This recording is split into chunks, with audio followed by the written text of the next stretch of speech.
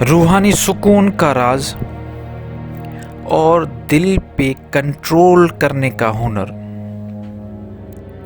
ये हर सालिक की ख्वाहिश होती है कि उसे वो राज मिल जाए कि किस तरह इंसान को रूहानियत में कामयाबी मिलती है। आज हम इस पे बात करेंगे और गौसे पाक की जो उन्होंने कहा है उस पर भी रोशनी डालेंगे कि रूहानियत में कामयाबी हासिल करने के लिए अपने दिल को इस दुनिया से तोड़ना है, न कि जोड़ना है। जो लोग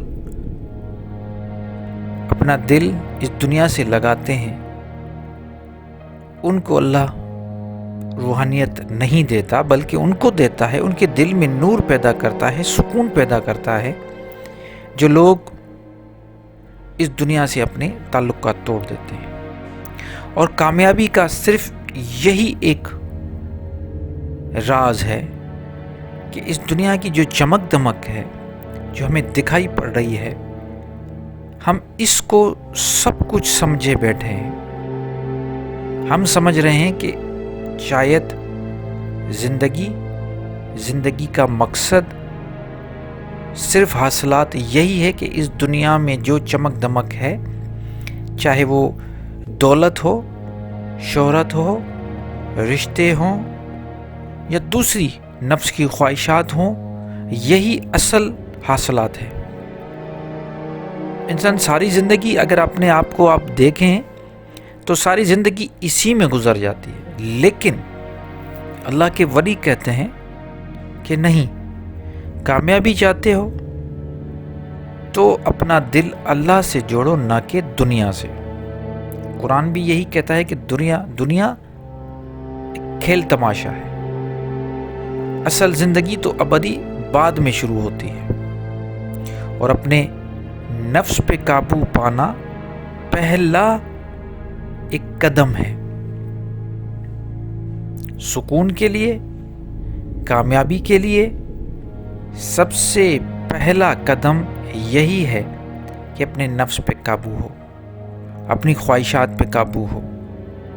जितना हो सके हम इस दुनिया में अपनी जड़ों को लोग मजबूत कर रहे हैं, जितना हो सके इस जड़ों को उखाड़ें। जड़ें कौन सी हैं? खामखा की लालच, दौलत कमाने की लालच, ये जड़ें हैं। ज़्यादा से ज़्यादा रिश्ते बनाना, ऐसे रिश्ते जिनकी कोई ज़रूरत नहीं, ये भी जड़ें हैं।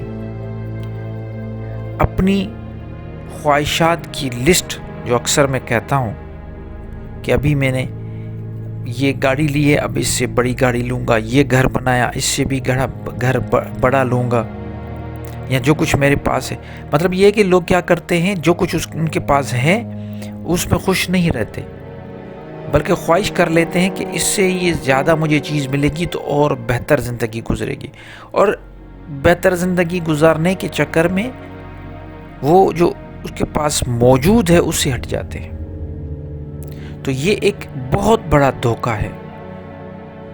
ये एक ऐसी मझधार है जिसमें ये एक ऐसा चक्कर है जिसमें इंसान अपनी पूरी जिंदगी गवा देता है कि कल के लिए ये मैं करूँगा, फिर मेरी ये प्लानिंग होगी, और वो जो कुछ कर रहा है वो उसके हाथ में है ही नहीं। जिसके लिए वो इतनी कोशिशें कर रहा है वो उसके हाथ में नहीं, और जो कुछ उसके हाथ में है, उसकी अप्रोच में है, उसको वो छोड़े हुआ है। तो इससे बड़ी बदकिस्मती और कुछ नहीं होती। यही धोखा है जो दुनिया को खेल तमाशा कहा गया है, वो यही है धोखा। और कामयाब किसको कहा गया? वो जो पाक हो गए। पाक किस चीज़ से? इन सारी जो दुनिया की चीज़ें हैं इनसे जिन अगर दिल हट जाए तो पाक हो जाता है। तो दिल को, नफ्स को काबू करने के लिए या अपने दिल को काबू करने के लिए जो मुख्तलिफ एक्सरसाइजेज़ हैं, जो बातें हैं, वो ये हैं। سب سے پہلے بولنا کم کریں. آپ دیکھیں گے کہ آپ جب یہ سوچیں کہ یار جہاں ضرورت ہو وہاں بولوں گا، باقی بولنے کی ضرورت نہیں، تو 70% آپ بولنا بند کر دیں گے.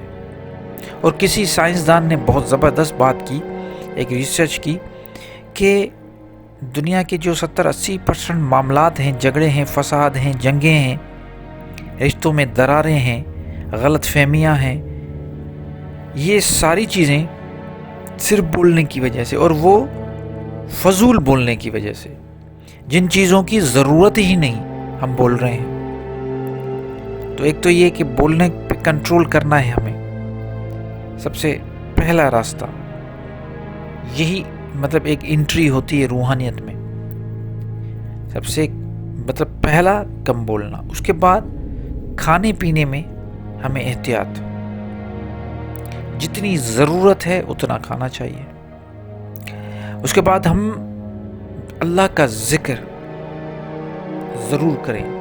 وہ کہتے ہیں ذکر بنا فکر کے کچھ نہیں. صحیح کہتے ہیں، ذکر بھی کرنا ہے، ساتھ میں اپنے اعمال کو بھی درست کرنا ہے. جب ہم اپنے اعمال کی طرف جائیں گے ذکر کے ساتھ، تو چیزوں ہمیں عمل میں جب ہمارا ذکر شامل ہوگا تو ہم خود بخود پاک ہوتے جائیں گے. تیسرے چوتھے نمبر پہ جو بہت بڑی چیز ہے، ایک تو رشتے جو جتنے ہو سکے کم رکھیں، اور جن کے بھی ساتھ آپ کا رشتہ ہے ان کے ساتھ سچائی سے چلے.